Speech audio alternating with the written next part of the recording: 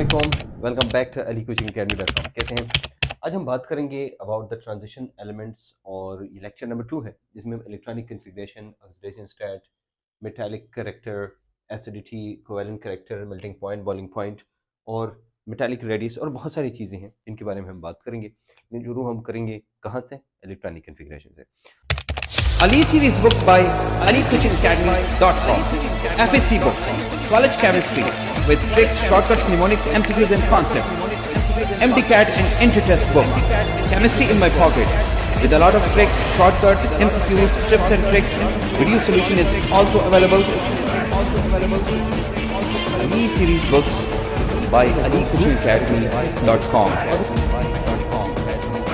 अच्छा, सबसे पहले देखिए जो इलेक्ट्रॉनिक कन्फिग्रेशन में हम देखते हैं तो स्कैंडियम पहला है जिसका ऑक्सीडेशन एटॉमिक नंबर है 21, 22, 23, 24, 25, 26, 27, 28, 29 एंड दिस इज 30। ये है इसके एटॉमिक नंबर। देखिए पहली बात तो ये है कि हम जब इसकी इलेक्ट्रॉनिक कन्फिग्रेशन लिखते हैं तो हम लिखते हैं 4s2 3d, तो फिर हम लिखते हैं 1। यानी आर्गान देखिए ये कितने इलेक्ट्रॉन्स है? 21। मेरा मतलब जो एटॉमिक नंबर होता है उतनी ही उसमें इलेक्ट्रॉन्स भी होते हैं। तो कितने इलेक्ट्रॉन्स है? तो आप कहेंगे सर ये 21 है। अच्छा, अब 21 इलेक्ट्रॉन्स है गौर से देखना मेरी बात कि अगर 21 इलेक्ट्रॉन्स है, उन 21 इलेक्ट्रॉन्स को हमने अकोमोडेट करना है यहाँ पर, जो कि आप देख रहे हैं। समझ आ रही बात? अच्छा, हम अकोमोडेट करेंगे इनको, इन 21 इलेक्ट्रॉन्स को यहाँ पर, जो कि आपको नजर आ रहा है। हमने चूंकि आउटरमोस्ट शेल इलेक्ट्रॉनिक कन्फिग्रेशन लिखनी है। अब देखेंगे इसको 4s आर्गान है। आर्गान कोर है। कोर मैंने आपको पहले बताया था कि कोर क्या चीज है। कोर आर्गान ये आपका कोर है। कोर यानी ये कोर, तो मतलब आर्गान का एटॉमिक नंबर क्या है? हम कहते हैं जनाब ये है 18। देखो हीलियम, नियान, आर्गान 2 10 18 2 10 18, ये आपको याद रखना है ज़बानी। यहाँ पर ये हो गया 18, तो 18 इज योर कोर। ये क्या है? 18 इज योर कोर, ये कोर है। अब आते हैं आउटरमोस्ट शेल इलेक्ट्रॉनिक कन्फिग्रेशन की तरफ। 18 हो गई, कितने रह गए? तो आप कहेंगे सर ये 21 रह गए। तो ये है आपका 4s2, तो s ये, तो यहाँ 2 इलेक्ट्रॉन आएंगे और 18 और 2 कितने हो गए? 20 और 1 इलेक्ट्रॉन रहेंगे जो यहाँ आएगा। ठीक है, इसका मतलब ये 4s2, ये मैं पहले फिल करता हूँ सारा, उसके बाद आता हूँ मैं डी की तरफ। ये हो गई जनाब डी। अब देखना, फॉर एग्जाम्पल यहाँ पर कितने हैं? 2, तो यहाँ पर ये हो गए 18 और 2, 18 और 2 20, तो कितने इलेक्ट्रॉन है? 2। ये मैं लगाऊंगा 2, ये मैं लगाऊंगा 3, यहाँ लगाऊंगा मैं 4।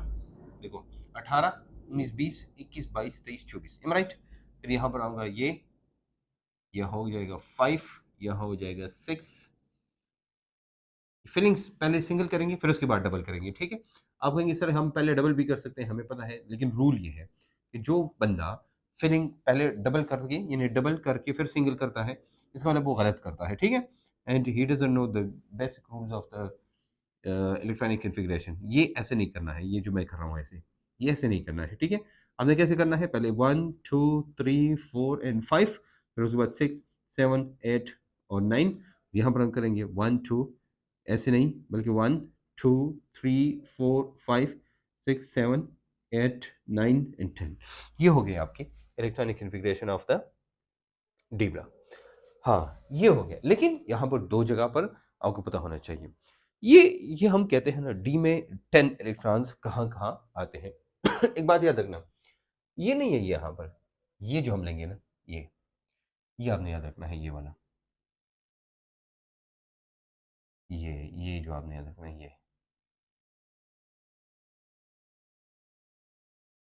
ये। अब यहाँ पर कितने इलेक्ट्रॉन्स हैं?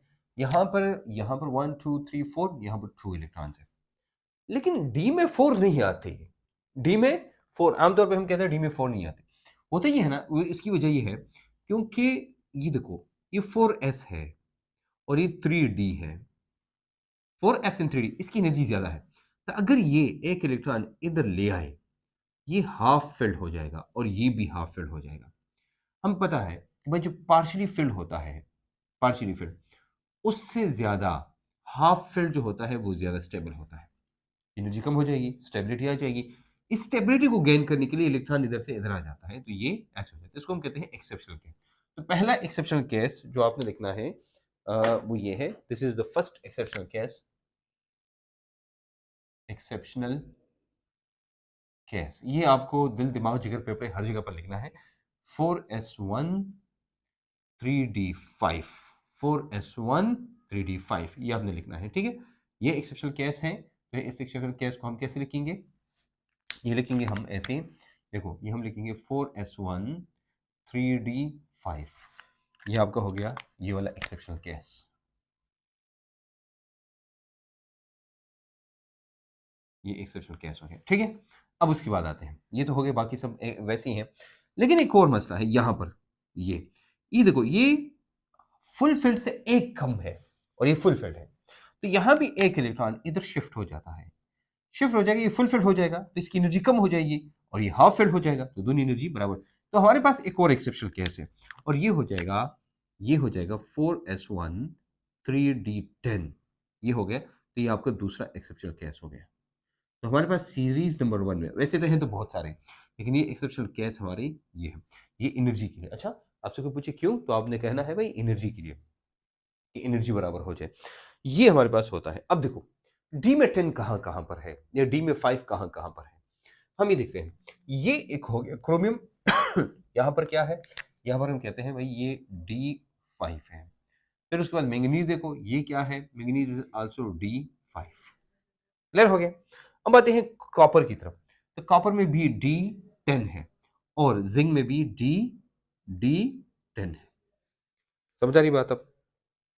अब अगर हम कॉपर से एक इलेक्ट्रॉन निकाले भी, एक निकाल, फॉर एग्जाम्पल हमने निकाला, ये तो हो गया कॉपर, लेकिन कॉपर के साथ ये तो हो गया कॉपर, कॉपर, तो कॉपर में ये तो है, लेकिन अगर हम क्या करें, इससे ये एक इलेक्ट्रॉन निकाले तो ये हो जाएगा Cu+1, तो +1 निकालेंगे, फिर भी यहाँ पर 10 इलेक्ट्रॉन्स होंगे, तो D10 किस किस में है, अब गौर से देखिएगा, अब D10 किस किस में है, D10 हमारे पास है कॉपर में और जिंक में, और कॉपर +1 में भी, तो 3 हो गए, कॉपर, जिंक, कॉपर +1। अब आते हैं 5 कहां पर है, तो क्रोमियम एंड मैंगनीज में, बल्कि क्रोमियम +1 में भी, क्रोमियम को अगर आप +1 करेंगे ना, D5 यहाँ कहां है, क्रोमियम, इसे एक इलेक्ट्रॉन निकालो, ये हो गया क्रोमियम +1, और फिर आते हैं मैंगनीज, ये क्या है, ये सब के सब D5 है, ये क्या है D5, तो D5 हमारे पास हाफ फील्ड वाले कौन कौन से हैं, यही है, और ये हमारे पास ये आता है, ये तो जनाब ये वाला। अब आते हैं जनाब नेक्स्ट जो हमारा टॉपिक है, दैट इज है ऑक्सीडेशन स्टेट, और ऑक्सीडेशन स्टेट वाला जो टॉपिक है ये हमारे लिए बहुत इंपॉर्टेंट है, क्योंकि इसके साथ बहुत सारी ये जो इसकी रिएक्शंस है, इसकी एसिडिटी है, इसकी बेसिसिटी है, इसकी जो एम्फोटेरिसिटी है, इनकी जो प्रॉपर्टीज है, this are all because of their oxidation state. ये सारे के सारे किसकी वजह से हैं, ये तमाम के तमाम किसकी वजह से हैं, ये ऑक्सीडेशन स्टेट की वजह से हैं। तो इसलिए हम क्या करेंगे, हम ऑक्सीडेशन स्टेट को डिटेल में पढ़ेंगे, और आपको भी ऑक्सीडेशन स्टेट वाला टॉपिक डिटेल में पढ़ना है। ओके अब हम आते हैं जनाब ऑक्सीडेशन स्टेट इसकी क्या है। हम कहते हैं जो ऑक्सीडेशन स्टेट है, वैसे आपने किताबों में देखा होगा, इनकी ऑक्सीडेशन स्टेट होती है वेरिएबल,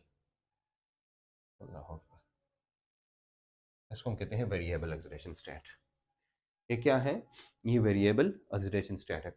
अच्छा अब देखना होता ये है ना, ये देखो मैंने लिया स्कैंडियम, तो स्कैंडियम की ऑक्सीडेशन स्टेट फिक्स है, याद रखना फिक्स है। कैसे, देखो अगर मैं इसकी डी से ये 2 इलेक्ट्रॉन निकालूं इधर से, एक इलेक्ट्रॉन निकालूं इधर से, तो 4s, ये स्कैंडियम +3 हो जाएगा, और ये हो जाएगा, देखो गौर से, ये हो जाएगा 4s0 3d0, 0 0 हो गया। अब क्या होगा, हमने कहा था इसलिए इसको कहते हैं नॉन टिपिकल ट्रांजिशन एलिमेंट्स, इसलिए इसको क्या कहते हैं, therefore this is called non typical transition element.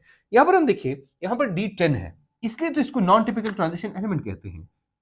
तो यहां पर ये भी +2 फॉर्म में है, ये दोनों फिक्स है, ये जिंक +2 फॉर्म में फिक्स है, और स्कैंडियम +3 फॉर्म में फिक्स है। ये दो फिक्स ऑक्सीडेशन स्टेट की वजह से, ये दो फिक्स ऑक्सीडेशन स्टेट्स की वजह से हम ये कहते हैं भाई ये क्या है। बाकी इसके अलावा ये +2 है, सॉरी ये फिक्स है, मैं फिक्स दूंगा इसके साथ, ये +2 है, ठीक है। ओके, अब मैं बाकी देखता हूँ बाकी को। अब आपको पता है भाई, इसकी जो एक्सलेशन ये जो है, ये आपके पास है n, यानी जो वैलेंस शेल है, ठीक है, और ये हमारे पास है n-1 d, n-1 d यानी d में। तो पहले इलेक्ट्रॉन जाएगा इससे, फिर उसके बाद जाएगा इधर से। अब आप कहेंगे सर, अब आपको एक और चीज़ मैं बताना चाहूँगा, ये इसका मतलब ये हुआ कि इसकी वेरिएबल एक्सलेशन स्टेट में, इसके वेरिएबल एक्सलेशन स्टेट में लास्ट 2 शेल्स इन्वॉल्व है। बाकी सब में वैलेंस शेल, लेकिन ट्रांजिशन स्टेट में लास्ट 2 शेल्स इन्वॉल्व होते हैं। हमने कहा भाई स्कैंडियम क्या है, +3।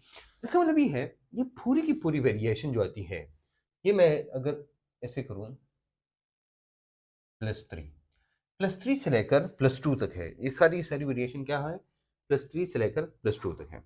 बस ये आपने याद रखना है, यानी 3D और 4s इन 3D, ये आपने याद रखना है, क्योंकि हमने 4s इन 3D का की एक्सलेशन स्टेट देखी है। अब बाकी को हम देखते हैं। देखो, हम ये कहते हैं ना, ये वाला लेते हैं टिटेनियम। तो टिटेनियम जब आप लेते हैं, टिटेनियम की ये 2 इलेक्ट्रॉन निकालो तो ये हो जाएगा +2, और ये तीसरा निकालो तो ये हो जाएगा +3, और ये वाला भी निकालो तो ये हो जाएगा +4। ये क्या हो जाएगा, +4। अब एक और चीज याद रखना, हम ये कहते हैं ना कि टिटेनियम +4 में, ये क्या हमारे, हम इसको कहते हैं ना, ये टिटेनियम +4 में है, ये स्कैंडियम +3 में, और जिंक +2 में। हम कहते हैं ये क्या है, ये कलरलेस है, इनका कोई कलर नहीं है। क्यों कलर नहीं है, उसकी वजह ये है कि कलर इसलिए नहीं है क्योंकि इसका डी खाली है, तो डी में जब इलेक्ट्रॉन नहीं होंगे तो कलर कहाँ से जाएगा, यहाँ पर डी फुल है, तो डी फुल है तो ट्रांजिशन कहाँ होगी, समझे नहीं बात। इसलिए हम कहते हैं ये क्या है, या बाकी आपको याद होना चाहिए, ये science teacher very crazy man for conical ginger, ये आपको याद होना चाहिए, science teacher very crazy man for conical ginger, science teacher very crazy man for conical ginger, ये आपको याद होना चाहिए, ठीक है। एनीवेज, हमने कहा कि हमारे पास क्या है, हमारे पास जो 2 है स्कैंडियम दैट इज +3, और जो वो है दैट इज +2।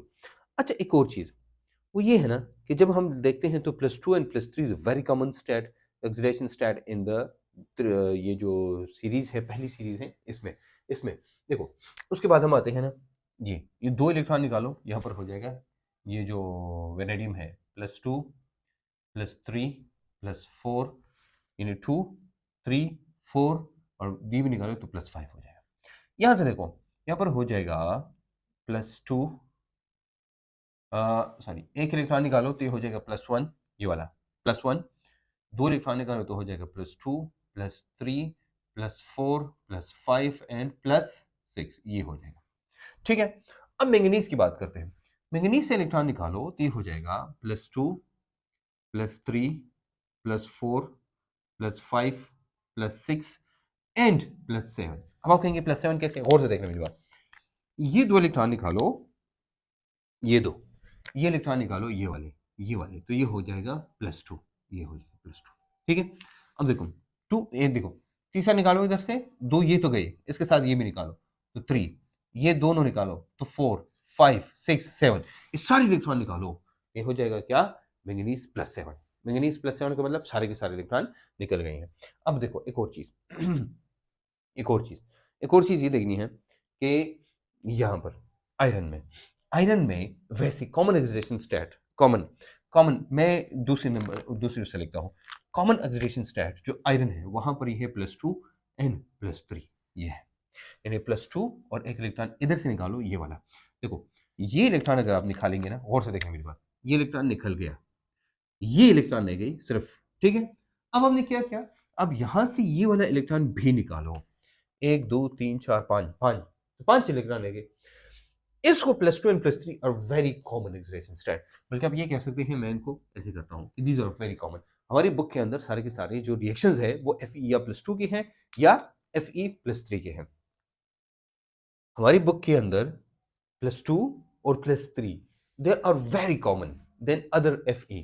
देखो बल्कि है नहीं, बाकी देखो हम लेते हैं +4 भी +5 भी, देखो 2 3 4 5 6 7 8 ऐसे आएगा नहीं, यहाँ पर ये +6 तक होता है। कहाँ तक होता है? +6 तक होता है। ये +6 तक इसकी ऑक्सीडेशन स्टेट हो सकती है। ओके जनाब।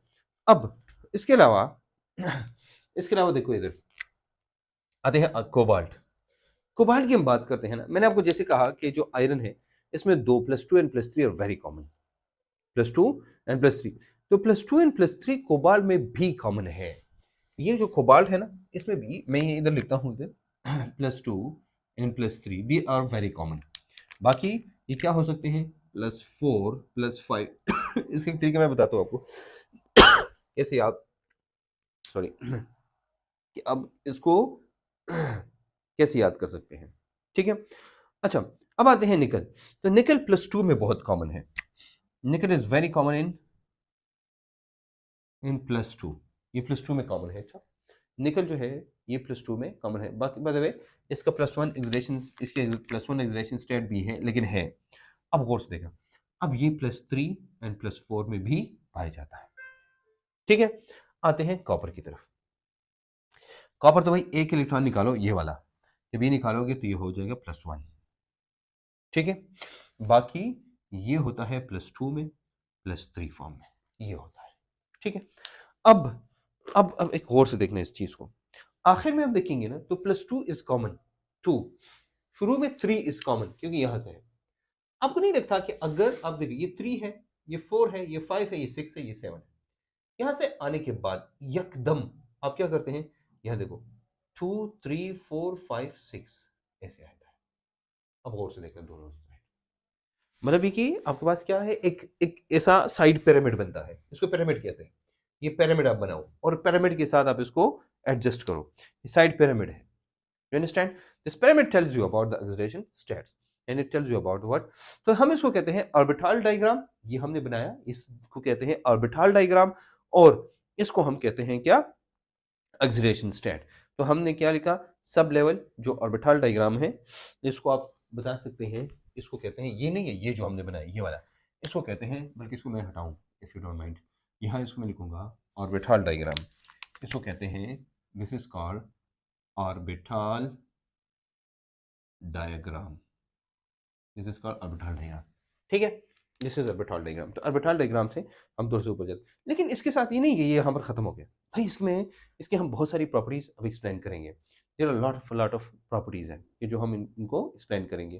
देखो ये प्रॉपर्टीज मेटालिक करेक्टर भी है, एसिडिक कोवेलेंट भी है, मेल्टिंग पॉइंट बॉइलिंग पॉइंट भी है, और मेटालिक रेडियस भी है। तो हम इन तमाम चीज़ों को एक एक करके एक्सप्लेन करेंगे। ये नहीं है कि भाई हम इसको इधर छोड़ेंगे। तो भाई आपको पता चल गया कि भाई हमारे पास स्कैंडियम क्या है। हम इधर से आते हैं तो हमारे पास ये होता है। एक और चीज़, ऑक्सीडेशन स्टेट जितनी ज़्यादा होगी, ऑक्सीडेशन स्टेट जितनी ज़्यादा होगी, तो दो बातें याद रखना। हम कहते हैं कि जो ऑक्सीडेशन स्टेट है, ये याद रखना, ये ऑक्सीडेशन स्टेट है, that is static proportion to number 1, ये है covalent character acidity. Oxidation state is directly proportional to covalent character.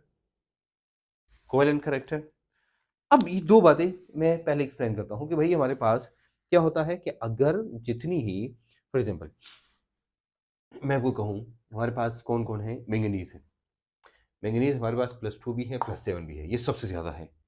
ये याद रखना, ये पीरियड टेबल में नहीं है। अच्छा, पीरियड टेबल में नहीं, बल्कि ये series number 1 of transition metals में सबसे ज़्यादा है। बाकी तो वैसे हमारे पास रेडिनियम एंड वो है, रेडिनियम एंड ऑस्मियम है, जो कि हम आगे पढ़ेंगे, लेकिन ये दो चीज़ें आपको पता होनी चाहिए। अच्छा, इनको हम लेके इन ये क्या नाम है, ऑर्बिटल डायग्राम को लेके हमने सारा का सारा एक्सप्लेन करना है। तो आप लोगों ने बड़े गौर से इसको देखना है, ठीक है, बड़े गौर से, क्योंकि हम इसी ऑर्बिटल डायग्राम को लेके हम एक्सप्लेन करेंगे। ओके, अब देखना हम क्या कहते हैं, ये तो हो गया। अब मैं आपको कहूं कि भाई ऑक्सीडेशन स्टेट जिसकी जितनी ज्यादा होगी वहां पर एसिडिटी एंड क्वालिटी कैरेक्टर ज्यादा होगा। देखो एक और चीज मैं बताऊं आपको, हमारे पास अल्दो के वो यहाँ से नहीं है, लेकिन आपकी एक्सप्लेनेशन के लिए जरूरी है, और आपकी बुक में ये आता रहता है काफी ज्यादा।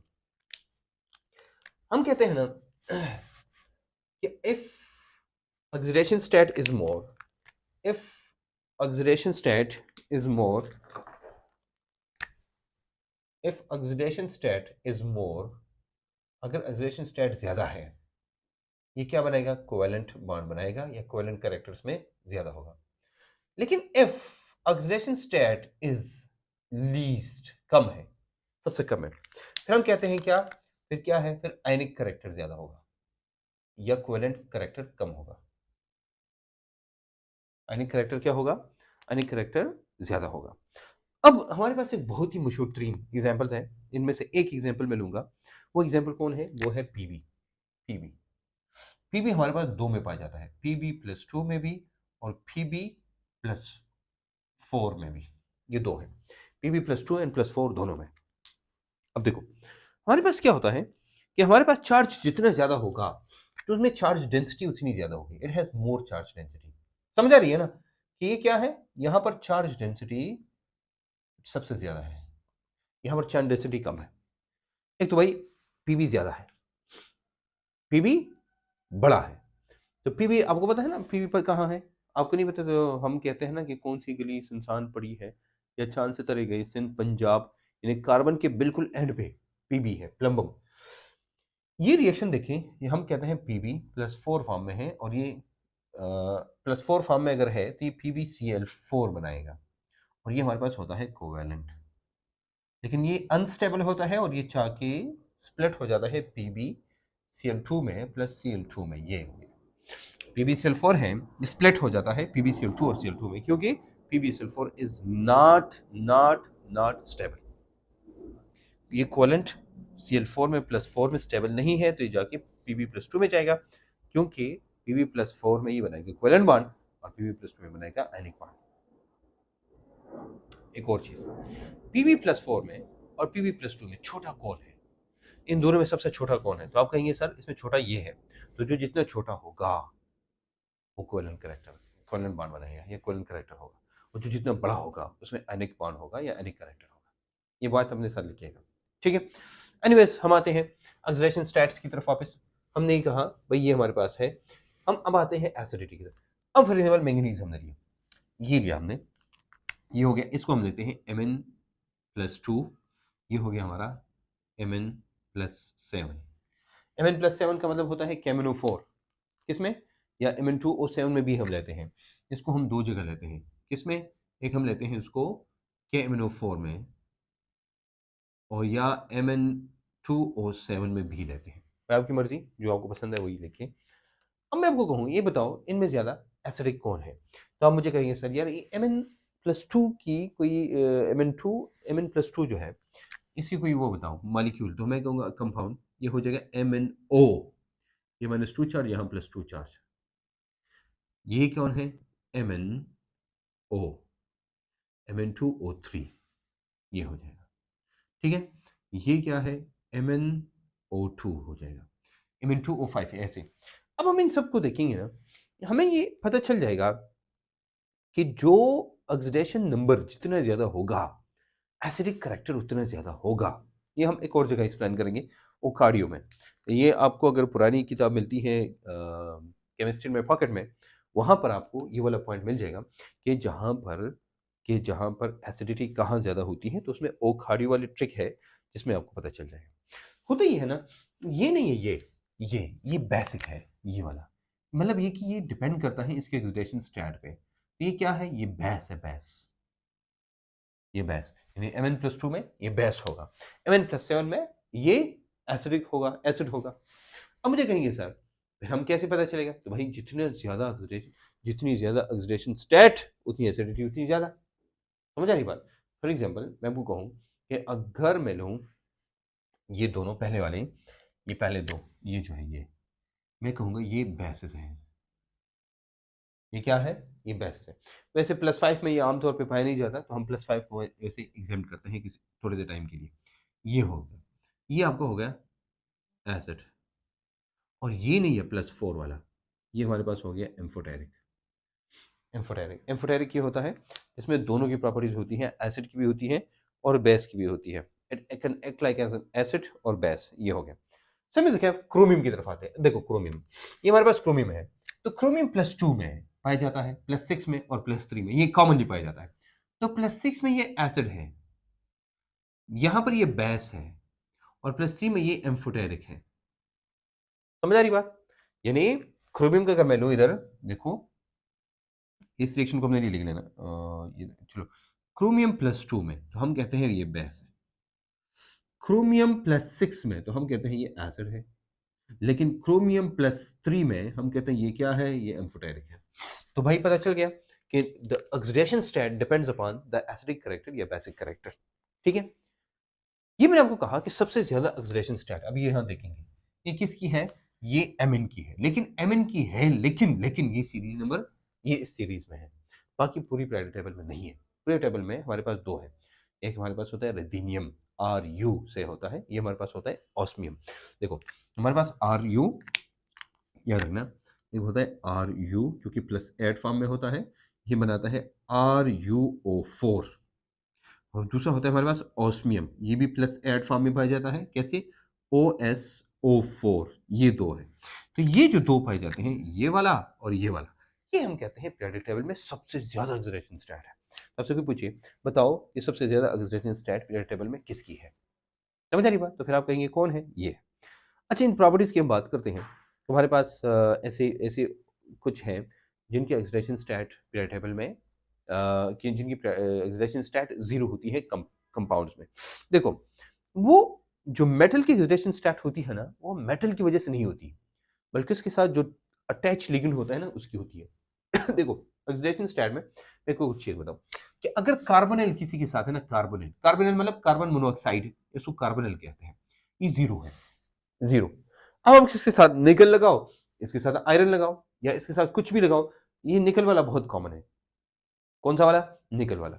निकल वाला बहुत कॉमन है कि हम लेते हैं निकल, और यहां पर होता है 4। ठीक है, अब ये जो है ना, यहां पर इसके ऑक्सीडेशन स्टेट 0 है, तो यहां भी 0 है, इसका मतलब यहां भी 0 है। आयरन में भी है, लेकिन आयरन में इतना कॉमन नहीं है। सबसे ज्यादा जो याद रखना है वो निकल वाला याद रखना है, कि जो CO5 यहां पर है, ये 0 है, ये 0 है, ये 0 है। तो आपको निकल वाला जरूर याद होना चाहिए कि जो निकल का, ये जो होता है ना, ये क्या होता है, ये क्या होता है, it depends upon what, the carbonyl. ये कार्बोनिल 0 है, तो मेटल जो है उसकी ऑक्सीडेशन स्टेट भी 0 होगी। एनीवेज, ये होता है ये वाला। अब आते हैं हम melting point and boiling point की तरफ। मेल्टिंग पॉइंट, बल्कि मेल्टिंग पॉइंट मोस्टली हम इस्तेमाल करते हैं, बॉइलिंग पॉइंट कम इस्तेमाल करते हैं, लेकिन हम मेल्टिंग पॉइंट की बात करेंगे। अब देखना, मैं आपको कहूँ ना, यार मुझे एक बात बताओ, जिनका मेल्टिंग पॉइंट बॉइलिंग पॉइंट है, ये कैसे हमें पता चलेगा क्या है? इनके मेल्टिंग पॉइंट बॉइलिंग पॉइंट, याद रखना, melting point boiling point, strength, hardness,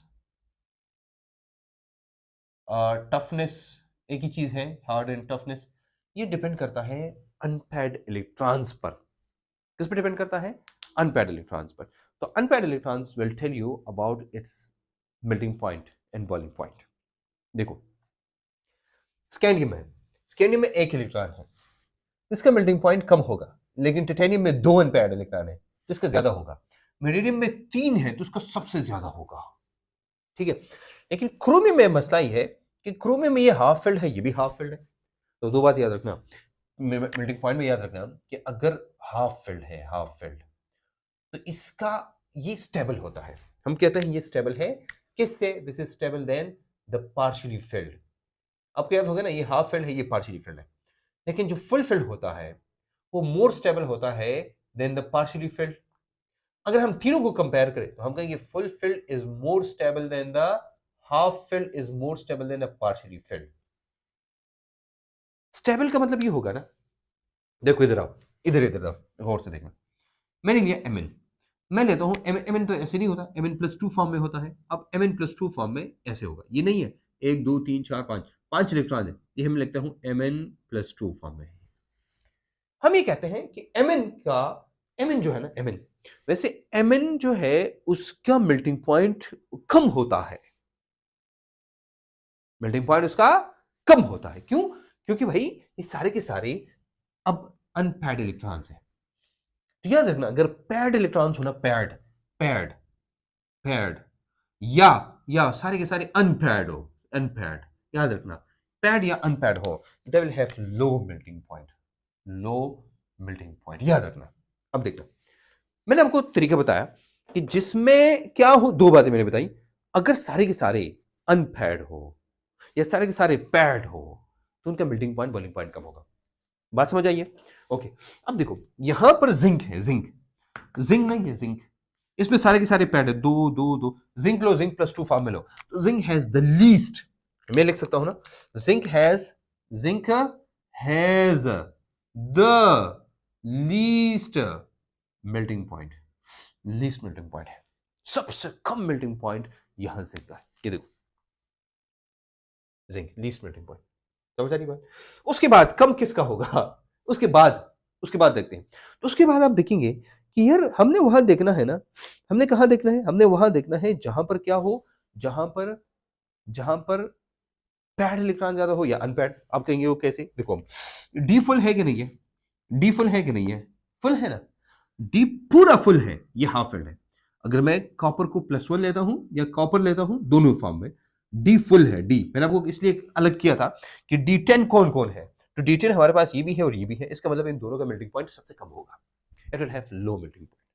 क्या होगा, इनका मेल्टिंग पॉइंट कम होगा। देखो फॉर एग्जांपल मैं आपको कहता हूं ना, मुझे बताओ भाई, मैंने लिया क्या नाम है, कॉपर, तो कॉपर का मेल्टिंग पॉइंट क्या होगा, मैं इसे लेंगे, देखो मैं इसको ये इधर ठीक है, मेरे पास बहुत ज़्यादा वो हो गई, लेकिन चलो हाँ, मैं लूंगा कैसे, मैं रेडियस हटाता हूँ, ये हम बाद में कर लेंगे, ठीक है। मैं लूंगा कैसे, देखो हमारे पास स्कैंडियम है ना, स्कैंडियम, स्कैंडियम में एक एक है, एक क्या है, स्कैंडियम में एक हमारे पास, और से देखना, स्कैंडियम में एक अनपैड इलेक्ट्रॉन है ये, तो सबसे पहले मैं लूंगा स्कैंडियम, स्कैंडियम ये पहले मैं लूंगा स्कैंडियम, स्कैंडियम के बाद मैं लूंगा टिटेनियम, टिटेनियम क्योंकि इसके अंदर दो अनपैड इलेक्ट्रॉन है। व्हाट अबाउट वेनेडियम, फिर आप मुझे कहेंगे ना सर वेनेडियम में और भी ज्यादा, क्यों, क्योंकि वेनेडियम में 3 अनपैड इलेक्ट्रॉन है। What about the chromium, chromium में तो उससे भी ज्यादा होना चाहिए, देखो 1 2 3 4 5 5 इलेक्ट्रॉन है ना बाबा ना। हमने कहा कि जिसमें अनपैड इलेक्ट्रॉन सारे होंगे या पैड होंगे, they will have low melting point, you understand, ये पॉइंट हमने अपने साथ लिखना है, ये पॉइंट हमने अपने पास लिख के याद रखना है कि यार दो बातें हमने याद रखनी है, वो क्या है कि if electrons are fully filled, full field, बल्कि फुल की बजाय फुल लिखूंगा क्योंकि फुली केमिस्ट्री का लफ्ज नहीं है, फुल फिल्ड और हाफ फिल्ड, या ये हाफ फिल्ड है, तो they will have low melting point, इनका मेल्टिंग पॉइंट क्या होगा, कम होगा। इसका मतलब ये हुआ कि वेनेडियम से वैसे क्रोमियम का ज्यादा होना चाहिए, क्योंकि वेनेडियम यहां पर 1 2 3 4 5 6 अनपैड इलेक्ट्रॉन है, अगर मैं इसको लूं भी फिर भी 5 है, मतलब 5 है, यहां पर 4 है, 3 है, सॉरी वेनेडियम में 3 है, यहां पर 5 है, इसका मतलब ये है कि इनका मेल्टिंग पॉइंट सबसे ज्यादा होना चाहिए, लेकिन फिर भी कम है। कम क्यों है, क्योंकि सारे के सारे अनपैड है, ये हाफ फील्ड है, तो हाफ फील्ड होगा, इसका मतलब ये होगा कि हम ये लेते हैं भाई हमारे पास ये इधर होना चाहिए था ना, इधर, लेकिन ये इधर होता है क्रोमियम, ये हम ऊपर वाला हम कहें भाई ये नहीं है, ये नहीं है, वैसे क्रोमियम यहाँ होना चाहिए था, ठीक है, उसके मुताबिक बाकी आप समझदार हैं। मैंगनीज का क्या होगा, आप मुझे कहेंगे मैंगनीज का ज्यादा होना चाहिए ना बाबा ना, मैंगनीज नीचे आएगा, मैंगनीज, मैंगनीज को आप देखिए, मैंगनीज का sorry sorry sorry sorry sorry अब मैंगनीज का देखो, स्कैंडियम है, टिटेनियम है, वेनेडियम के ज्यादा है, अब क्रोमियम के ज्यादा होना चाहिए, लेकिन क्रोमियम का उसकी वजह से अनपैड सारे फुल हाफ फिल्ड की वजह से ये कम होगा, और मैंगनीज का उससे भी कम होगा। मैंगनीज का अगर मैं आपको बताऊं, यार ये बताओ कि मैंगनीज का स्कैंडियम, टिटेनियम, वेनेडियम, क्रोमियम और मैंगनीज में सबसे कम किसका है, तो भाई ये इससे भी कम होगा, ये इससे इधर आता है, एक्चुअली ये इधर होता है, दिस इज द लीस्ट, ठीक है। मतलब ये हुआ कि जो हमारा स्कैंडियम है, टिटेनियम है, वेनेडियम है, क्रोमियम है, इन सब का स्कैंडियम, यानी scandium, titanium, vanadium, chromium, manganese से उनका melting point, boiling point high होगा। क्यों, क्योंकि भाई ये अनपैड इलेक्ट्रॉन है, ये जो अनपैड इलेक्ट्रॉन्स होते हैं ना, इनकी स्पिन होती है, ये एक सिमेट्रिक स्ट्रक्चर बनाते हैं, और उस सिमेट्रिक स्ट्रक्चर की वजह से कि न्यूक्लियस के साथ क्या होते हैं, ये टाइटली बॉन्ड होते हैं, तो बाहर ही किसी के साथ बॉन्ड नहीं बनाता, मतलब ये कि इनका मेटालिक बॉन्ड कमजोर हो जाता है। देखो मेल्टिंग पॉइंट हम किसे कहते हैं, दो डिफरेंट एटम्स हैं, एक दूसरे के साथ इनका जो ताल्लुक होता है स्ट्रॉन्ग, उस ताल्लुक को तोड़ने को हम मेल्टिंग कहते हैं। अब इन दोनों का ताल्लुक कमजोर है, एक दूसरे के साथ उनका स्ट्रॉन्ग ताल्लुक है, कमजोर है, तो इनको जुदा करना आसान है, इसलिए इनके मेल्टिंग पॉइंट क्या होता है, कम होता है। एनीवेज फिर हम आते हैं, उसके बाद आते हैं हम ये तो हो गया यहाँ तक। फिर हम आते हैं भाई क्या है, मैंगनीज के बाद आयरन है, आयरन हम लेते हैं। तो बाय द वे ये आपको स्क्रीन में नजर आ जाएगा, ये जो ग्राफ है इस ग्राफ में भी आप इसको देख सकते हैं। मैंगनीज के बाद जो है वो ऑफ कोर्स हमारे पास आयरन आता है। तो अगर मैं इसको छोटा सा बनाऊँ ना, छोटा सा, आप ऐसा करें ना सर, ये इधर ज़रा आप इसको वो करें, जूम करें ये वाली जगह पूरी, तो मैं इस ग्राफ को फिर पूरी सही तरह बनाऊँ, नहीं जूम करें, हाँ जी। देखो मैंने लिया स्कैंडियम, फिर उसके बाद टाइटेनियम, उसके बाद वेनेडियम। अब क्रोमियम क्या होना चाहिए, ज़्यादा, लेकिन ये कम है। फिर उसके बाद मैंगनीज इससे भी कम है, ये सबसे कम हो गया, ठीक है। अब हम कहते हैं भाई उसके बाद आयरन का क्या होगा, आयरन का, तो आयरन देखो उसके बाद ये इधर आएगा ऐसे आयरन। अब आयरन के बाद कोबाल्ट है, फिर उसके बाद निकल है, ये तीनों तकरीबन एक जैसे हैं। वैसे इनकी बहुत सारी प्रॉपर्टीज एक जैसी हैं जो कि हम पढ़ेंगे टाइम टू टाइम कि भाई हमारे पास जब जब आयरन आएगा, ये मैंने लिया आयरन, तो आयरन की प्रॉपर्टीज कोबाल्ट एंड निकल, इनकी प्रॉपर्टीज सारी की तकरीबन तकरीबन सेम होती है, बिकॉज ऑफ देयर साइज, उसके जो साइज है वो तकरीबन सेम हो जाता है। अच्छा, अब आते हैं आखिरी वाला। अब कहेंगे सर कॉपर एंड जिंक, तो कॉपर एंड जिंक मैंने बताया, कॉपर नीचे आएगा और जिंक इससे भी नीचे आएगा। सबसे सॉफ्ट, सबसे कम मेल्टिंग पॉइंट किसका होगा, इसका होगा। देखो ये आपके पास एक ग्राफ आया, एक ग्राफ कैसे है, देखो एक ग्राफ ऐसा है कि नहीं है, वापस आया, फिर इसके बाद ये ग्राफ ऐसे आया, ठीक है। अब ये आपको बताता है कि इसकी बाइंडिंग यानी बॉन्ड एनर्जी, ये बाइंडिंग एनर्जी के लिए भी है। ये वेनेडियम जो है ना, वेनेडियम सबसे ज्यादा बाइंडिंग एनर्जी इसकी है, सबसे ज्यादा बाइंडिंग एनर्जी क्यों है, क्योंकि बॉन्ड स्ट्रांग होता है। I told you. अब देखो ये इसके जो जिंक है, इसके 10 के 10 इलेक्ट्रॉन्स एक दूसरे के साथ पैड है। तो मुझे बताओ कि अगर हाफ फिल्ड है, वो एक दूसरे के साथ इतने टाइटली बाउंड होते हैं कि एक सिमेट्रिक स्ट्रक्चर देते हैं, तो वो जाके किसी और के साथ रिलेशन ही नहीं रखते। जो जिंक होता है ना, जिंक, उनके 10 के 10 इलेक्ट्रॉन एक दूसरे के साथ होते हैं ऐसे, बल्कि उनका ये तो डायामैग्नेटिक होते हैं। डाया डाया डाया का मतलब ये होता है क्योंकि जो दोनों इलेक्ट्रॉन्स हैं, ये नजर आ रहा है सर, ओके, जो दोनों इलेक्ट्रॉन्स हैं ये पैड एंड अनपैड एक दूसरे के साथ स्पिन करते हैं, तो स्पिन में एक तरफ दूसरी तरफ होते हैं। तो जब बाहर से कोई मैटर वो आता है ना मैग्नेट, उनको जाके रिपेल करते हैं, स्लाइटली रिपेल करते हैं, and that repulsion, due to that repulsion we call it a diamagnetic। और इसी वजह से किसी और के साथ बॉन्ड नहीं बनाते, इनके मेल्टिंग पॉइंट बॉइलिंग पॉइंट कम हो जाता है, सबसे सॉफ्ट हो जाता है।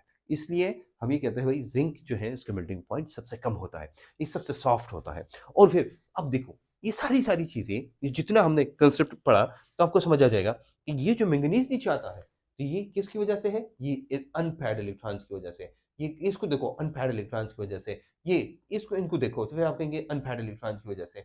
ये देखो फुलफिल्ड, ये फुलफिल्ड है इनमें, और ये तो अब इलेक्ट्रॉन्स, अनपैड इलेक्ट्रॉन्स कम होते हैं। और यहां पर एक और चीज ज्यादा होती है जिसको हम कहते हैं इफेक्टिव न्यूक्लियर चार्ज। जितने इलेक्ट्रॉन तो न्यूक्लियस के अंदर उतने प्रोटॉन भी होंगे, इसकी वजह से वो अट्रैक्शन ज्यादा होती है।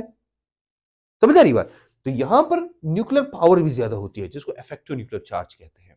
या तो अब ये सारी चीजें आपको समझ आ जाएंगी कि ये ऊपर से नीचे हम आते हैं क्यों आता है। This is all because of what, all because of this. और हम बात करते हैं मेटालिक रेडियस के बारे में। भाई ये तो आप समझ गए, मेल्टिंग पॉइंट, बॉइलिंग पॉइंट, ये सारी चीजें। मेटालिक रेडियस, रेडियस डिपेंड करता है किस चीज पे, पहले आप इसको समझे। पहले ये है ना, देखो एक होता है, हम कहते हैं साइज डिक्रीजेस या रेडियस डिक्रीजेस, लेकिन यहाँ डिक्रीज नहीं होता। यहाँ जो प्रोसेस होता है ना उसको हम कहते हैं कंट्रैक्शन। क्या कहते हैं, यहाँ पर जो प्रोसेस होता है उसको हम कहते हैं कंट्रैक्शन। कंट्रैक्शन, अब आप कहेंगे सर ये क्या चीज है, देखो और से हमारे पास ये एक एटम है, ये एटम है, ठीक है, ये इसका न्यूक्लियस है। अब इर्द गिर्द इसको देखो, ये देखो 1 2 3 3D एंड 4s, ये हो गया। देखो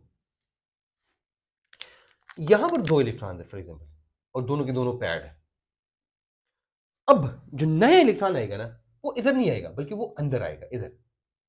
तो जो इलेक्ट्रॉन होगा उतने प्रोटॉन भी होंगे, यहाँ पर अट्रैक्शन ज्यादा हो जाती है, अट्रैक्शन इंक्रीजेस। यहाँ पर एक अंदर ही अंदर एक और इलेक्ट्रॉन आता है तो यहाँ पर एक और अट्रैक्शन, फिर यहाँ पर। अब जब अट्रैक्शन ज्यादा होती है तो ये साइज छोटा होगा, तो जब छोटा हो जाता है तो बाहर वाला खुद ब खुद कंट्रैक्ट हो जाएगा, सिकुड़ जाएगा। ये गार्ड सेल्स नहीं होते जो आप प्लांट्स में पढ़ते हैं कि वो जो जिसमें वो कम हो जाता है पानी तो वो सिकुड़ जाता है, कंट्रैक्ट हो जाते हैं, वैसे ही कंट्रैक्शन यहाँ भी होती है। Same is the case, right? अगर इलेक्ट्रॉन ज्यादा करोगे ये कंट्रैक्शन ज्यादा होगी, इलेक्ट्रॉन कम करोगे कंट्रैक्शन कम होगी। वापस तो ये इसको हम कहते हैं ना साइज डिक्रीज को हम क्या कहते हैं, द एटॉमिक रेडियस डिक्रीजेस, यानी ये डिक्रीज असल में कंट्रैक्शन होती है। तो डी ब्लॉक में और एफ ब्लॉक में असल में कंट्रैक्शन होती है। ये कंट्रैक्शन सबसे ज्यादा इफेक्टिव लेंथेनाइड्स में होती है, इसलिए जो टॉपिक पढ़ते हैं लोग लेंथेनाइड कंट्रैक्शन, शायद आपने नाम सुना होगा, नहीं है तो इसको याद रखिएगा अपने साथ, लेंथेनाइड्स कंट्रैक्शन ये है, ठीक है। अगर आप आगे कहीं केमिस्ट्री में जाते हैं या केमिस्ट्री पढ़ने का आपको वो है शौक है, तो फिर लेंथेनाइड कंट्रैक्शन के साथ आपका वास्ता पड़ेगा, उधर आपने देखना है। ओके, अब देखो, अब मैंने आपको बताया इलेक्ट्रॉन ऐड करते जाओ साइज छोटा होगा। फॉर एग्जांपल देखो, हमने लिया स्कैंडियम, तो स्कैंडियम का साइज बड़ा होगा। अब हम आएंगे स्कैंडियम के बाद कौन है, टिटेनियम। टिटेनियम क्या होगा, टिटेनियम डेफिनेटली यार इलेक्ट्रॉन आता है तो साइज छोटा होगा, टिटेनियम। फिर उसके बाद वेनेडियम, उसके बाद क्रोमियम, उसके बाद मैंगनीज, ठीक है। फिर उसके बाद कौन भाई, अब यहां से एक और चीज शुरू की। अब क्रोमियम एंड मैंगनीज में, मैं बल्कि इसको ऐसे लिखूं, मैंगनीज में देखो गौर से इधर, ये मैंने लिया इररिस्पेक्टिव ऑफ द शेल्स। अच्छा ऐसा 1 2 3, अब आप कहेंगे सर शेल का मसला है, इररिस्पेक्टिव मतलब ये कि शेल ज्यादा कम हो सकते हैं। यहां पर डी में एक इलेक्ट्रॉन आया तो अट्रैक्शन ज्यादा होगी, दूसरे इलेक्ट्रॉन आया अट्रैक्शन ज्यादा होगी, तीसरा इलेक्ट्रॉन आया अट्रैक्शन ज्यादा, चौथा इलेक्ट्रॉन आया अट्रैक्शन ज्यादा, पांचवा इलेक्ट्रॉन। लेकिन इसके साथ एक और चीज बिल्ड होती है जो कि आपको बहुत ही गौर से देखना है, ये इलेक्ट्रॉन एक दूसरे को रिपेल भी करेंगे, electron electron repel each other, because same charges repel each other, तो इलेक्ट्रॉन एक दूसरे को रिपेल करेंगे। अट्रैक्शन तो होती है यहां पर, अट्रैक्शन और रिपल्शन भी, लेकिन यहां पर अट्रैक्शन इज डोमिनेंट। तो जहां पर अट्रैक्शन डोमिनेंट होती है या डोमिनेट होती है तो हम कहते हैं यहां पर साइज कम हो। लेकिन यहां पर अब जब मैंगनीज तक हम पहुंच जाते हैं, मैंगनीज फिर ये थोड़ा सा ऐसे हो जाता है। अब देखो साइज नीचे के बजाय मैंगनीज के मैंगनीज के बाद हमारे पास कौन है, आयरन है। Science teacher very crazy man for, science teacher very crazy man for science. वैसे कोनिकल आप जानते हैं ना, आप वैसे लैब में जाते हैं तो एक कोनिकल फ्लास्क है, ऐसे उसको कोनिकल फ्लास्क कहते हैं, ये आपने देखा होगा। बस फ्लास्क में आप जाके वो गर्म करते हैं और रिएक्शन करते हैं। तो जो जिंगर होता है ना, जिंगर, चिकन जिंगर आपने देखा है, वो भी इसकी तरह होता है ऐसे ऐसे। तो ये इसके लिए कहते हैं कोनिकल जिंगर।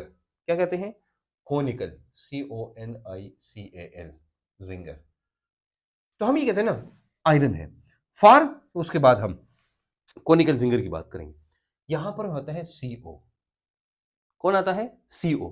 और CO के बाद जो, अब देखो निकल है ना, निकल, आयरन, कोबाल्ट एंड निकल की साइज में बहुत ही कम फर्क होता है, बहुत ही कम। मैंने आपको कहा ना इलेक्ट्रॉन ज्यादा होते हैं, इलेक्ट्रॉन तो ये रिपल्शन फील होती है, उधर अट्रैक्शन तो है लेकिन रिपल्शन भी फील होती है। अब ये रिपल्शन ज्यादा हो जाती है, तो जब रिपल्शन ज्यादा होगी तो साइज बजाय कि कम हो जाए अब ज्यादा होना शुरू हो जाएगा। ये इधर कॉपर, ये हो जाएगा जिंक। यहाँ पर इलेक्ट्रॉन बहुत ज्यादा हो जाते हैं, 10 इलेक्ट्रॉन होते हैं, ये इलेक्ट्रॉन बहुत ज्यादा एक दूसरे को रिपेल करते हैं, तो बजाय कि कंट्रैक्ट हो ये साइज। अब ऑफ कोर्स कि इनसे साइज कम, ये ज्यादा होगा, इनसे ज्यादा है देखो, लेकिन यहां से साइज ज्यादा होना शुरू हो जाता है। हालांकि साइज जिंक का सबसे छोटा होना चाहिए, लेकिन साइज इनका बहुत बड़ा है। आपसे कोई पूछिए, एक मेटल है जिसको हम कहते हैं मर्करी, वो लिक्विड है, आपसे कोई पूछे व्हाई दिस इज लिक्विड, तो अब आपको समझ आया कि जो हम नीचे आते हैं क्या होता है, यहाँ का साइज बड़ा होना शुरू हो जाता है क्योंकि रिपल्शन ज्यादा होती है और मेटालिक बॉन्ड वीक हो जाता है, तो इतना वीक हो जाता है कि वो लिक्विड में कन्वर्ट हो जाता है। समझ आ रही बात? इसलिए हम कहते हैं कि ये क्या है, मेटालिक रेडियस, इधर से हम आते हैं इधर तक, इधर से हम आते हैं इधर तक, तो metallic radius as a whole तो हम पहले को लेते हैं, ये हो गया और ये हो गया एज अ होल। तो आप इधर से इधर लाइन ले आए तो atomic size increase to decreased, आप कहेंगे डिक्रीज, लेकिन हम कहते हैं specifically first decreases and then increases. तो हम कह सकते हैं कि इसके लिए मेटालिक रेडियस, जनरली हम कहेंगे metallic radius decreases, left right, या लेफ्ट राइट की बजाय हम स्पेसिफिकली लिखेंगे स्कैंडियम टू जिंक, ठीक है। लेकिन हम क्या कहेंगे, अगर स्पेसिफिकली हम लिखते हैं ना, स्पेसिफिकली हम कहेंगे first metallic radius, decreases and then increases। तो भाई निकल के बाद क्या है, इंक्रीज शुरू हो जाता है। और जो आयरन, कोबाल्ट एंड निकल फॉर कोनिकल जिंगर ना, तो हम ये कहते हैं ना कि science teacher very crazy man for conical, conical ये हो गया और ये हो गया जिंगर, ये आपका कोनिकल जिंगर है। कोबाल्ट, निकल एंड कॉपर ये कोनिकल हो गया, जिडन जिंगर हो गया। तो science teacher very crazy man for conical ginger. I am sure कि इस लेक्चर ने आपको बहुत मजा दिया होगा। It was just a wonderful lecture. आप इसको, अगर आपको पहली दफ़ा समझ नहीं आई, फिर आप दोबारा देखिए ज़रूर, क्योंकि एक दफ़ा आप इसको रिपीट करके देखिए और जाके आप इसको अली सीरीज़ वाली बुक यानी केमिस्ट्री इन माय पॉकेट इसके साथ ज़रूर देखिए। फिर भी अगर आपको ये मुश्किल लगता है, अब सर ये तो बहुत हैवी है, फिर आप हमारी जो फुल अकाउंट है या जो हमारा प्रीमियम अकाउंट है उसको आप ले सकते हैं। उसमें हम इसको अलग अलग करके एक एक करके बहुत डिटेल में फिर समझाएंगे। मिलेंगे इंशाल्लाह एक नई वीडियो के साथ, नई कंसेप्ट और आइडिया के साथ। इजाज़त दीजिए, अल्लाह।